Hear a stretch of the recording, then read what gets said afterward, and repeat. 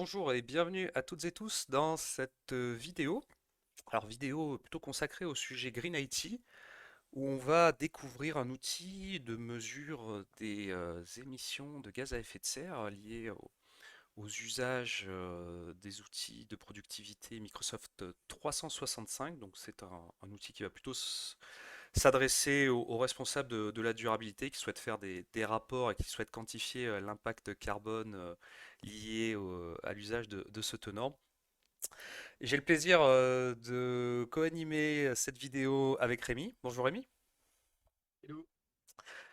Alors Rémi, si tu te rappelles, on avait fait, je crois que c'était il y a un an environ, on avait fait déjà une vidéo sur un sujet similaire. Alors à l'époque, l'outil s'appelait le Sustainability Calculator, et donc l'idée était de pouvoir quantifier l'impact carbone lié à l'usage des services Azure.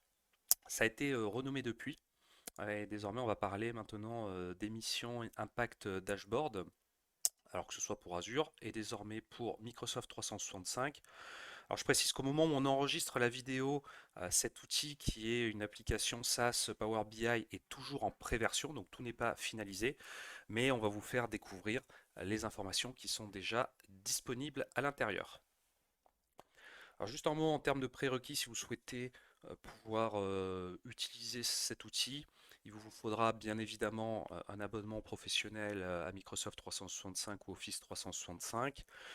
On vous demande également une licence Power BI Pro affectée au compte sur lequel vous allez déployer l'application Power BI. Si vous n'en avez pas, c'est pas très grave, vous pouvez profiter d'une version free trial qui est disponible. Et puis enfin, il vous faudra être membre dans des rôles d'administration Microsoft 365, suivant, donc vous avez la liste ici des rôles qui permettent le déploiement de l'application. Une fois que ces prérequis sont validés, bah, vous pouvez directement vous rendre sur le lien que vous avez en bas, AppSource. On vous le mettra en descriptif de la vidéo pour poursuivre les étapes de configuration de l'outil. Alors une fois que l'outil est configuré et que vous avez connecté votre source de données, l'outil donc va se peupler avec les informations liées à votre tenant et vous allez arriver sur cette page de tableau de bord qui va vous présenter un certain nombre de métriques, un certain nombre d'informations. Et Rémi, bah, peut-être pour commencer, pour les personnes qui ne sont pas forcément habituées, je dirais, au jargon technique lié au sujet de durabilité, est-ce que tu peux peut-être rapidement nous réexpliquer les métriques et les notions clés pour bien interpréter ces données? Oui, bien sûr. En fait, là, sur cette vue-là, vous avez surtout qu'une seule valeur qui est exprimée en tonnes de CO2 équivalent. Donc, le M de MTCO2, c'est pour métrique. Et en fait, ça va vous présenter donc une vue découpée par différents scopes, qui en fait sont les scopes du protocole GLG. Scope 1, 2, 3. Scope 1 qui correspond à nos activités directes, scope 2 à l'énergie qu'on utilise, et scope 3 à tout reste, grosso modo. Et donc, en fait, tout votre usage que vous allez avoir d'Office 365 est ramené sur une seule et même valeur sur ces trois scopes. Donc en fait, ce que vous voyez ici, c'est en fait le nombre d'utilisateurs actifs que vous avez sur Microsoft 365 ramené en fait à leur empreinte carbone exprimée dans cette valeur. Donc typiquement, vous avez par exemple au mois de septembre 2021 environ 500 000 users pour une empreinte carbone de 120 tonnes de CO2 équivalent. Ok, et ensuite vous avez une autre vue qui va vous présenter l'intensité carbone, qui est en fait un indicateur sur finalement votre empreinte carbone dans l'entreprise et l'usage que vous avez des solutions. Donc plus cet indicateur est bas, bah, meilleur il est en fait.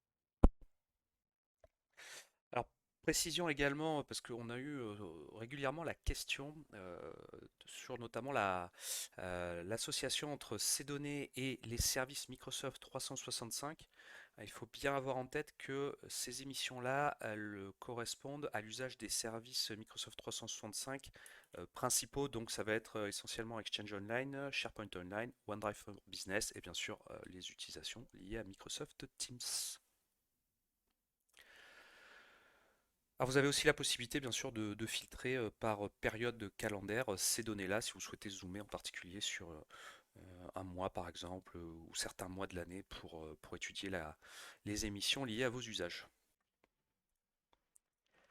Alors ensuite, on a un onglet détail qui donne davantage de visibilité sur l'évolution de vos émissions carbone par rapport au nombre d'utilisateurs actifs en fonction de la période calendaire que vous allez sélectionner au niveau ici du filtre de date.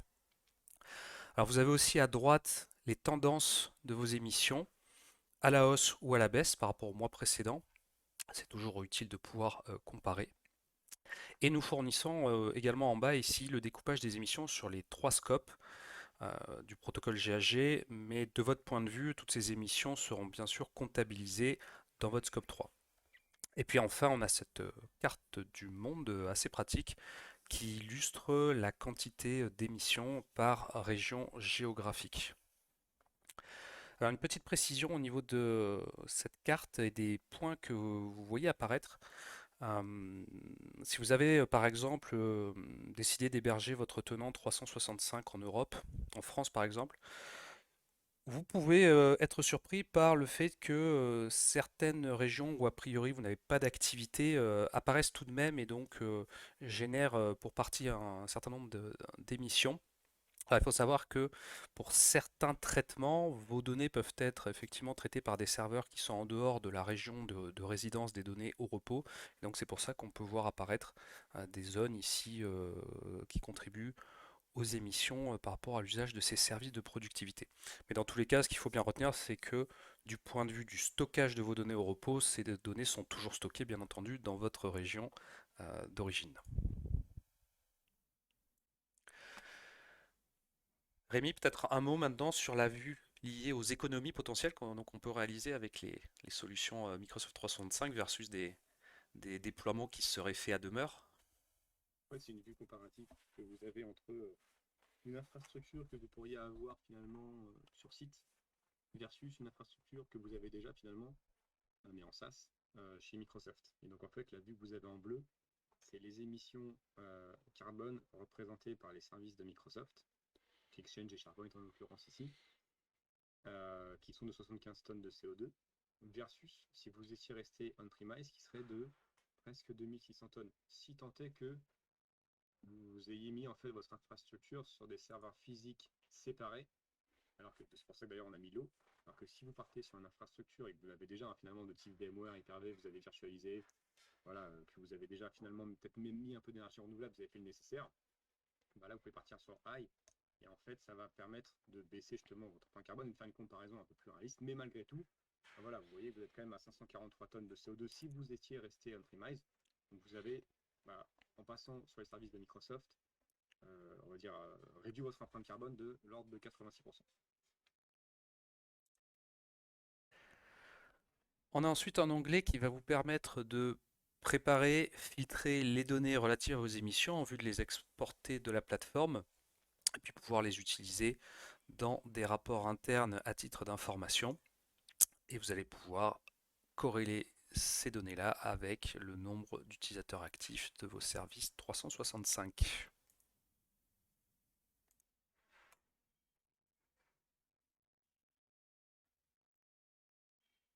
Et puis on arrive enfin sur la méthodologie. Alors ça c'est plus une page d'information.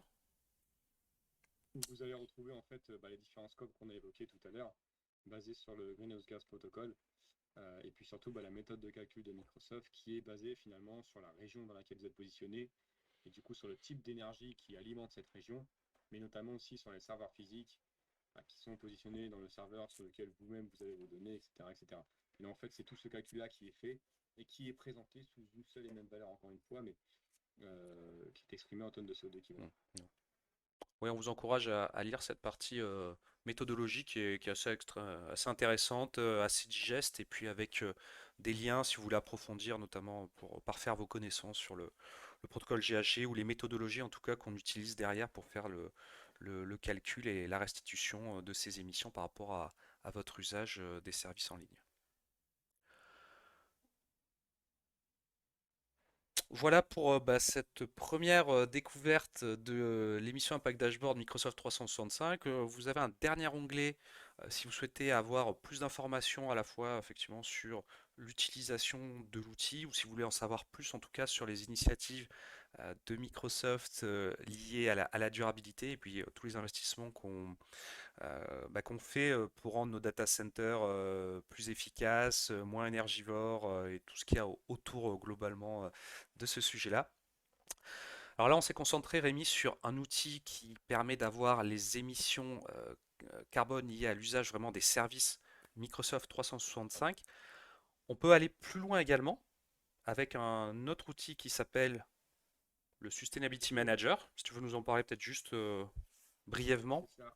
Et en fait, cet outil-là sera finalement la pierre angulaire des outils de sustainability de Microsoft qui vous permettra finalement bah, de mesurer l'ensemble des émissions liées à vos activités, que ce soit de l'IT ou même la partie métier.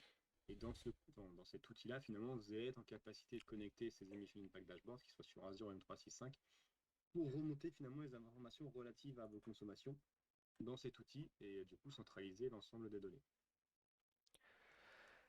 Eh bien, on pourra vous montrer ça prochainement en pratique pour élaborer davantage sur le sujet. Merci à toutes et tous d'avoir suivi cette vidéo. Si vous avez des commentaires, n'hésitez pas à les poster et puis on se fera un plaisir d'y répondre.